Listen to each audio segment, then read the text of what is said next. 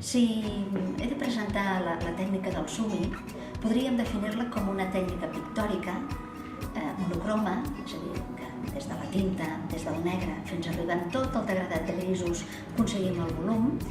I analitzant una mica la paraula, sumi vol dir tinta, i l'acompanya una E, que vol dir pintura i camí. Per tant, és una tècnica que va adreçada tant a les belles arts com també en els espais de creixement personal. Intentem que sigui una tècnica en la qual anem desenvolupant i anem fent un treball d'autoconeixement.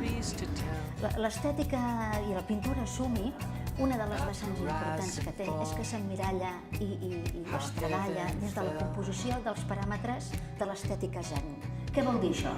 Que tenim en compte l'austeritat, hi ha en compte la simetria, hi ha en compte una variable important que és el buit. Els paràmetres estètics podríem dir que també estan molt en comunicació amb la pintura minimalista.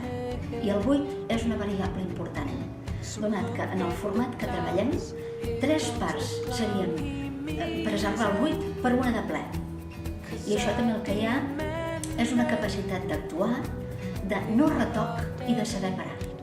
D'aquesta manera, tot i sent un aprenentatge, podríem dir, estètic, lúdic, també hi ha aquest treball íntim, un treball de creixement, i el més important és que va adreçat, com diuen els grans savis orientals, a tot aquell que respira.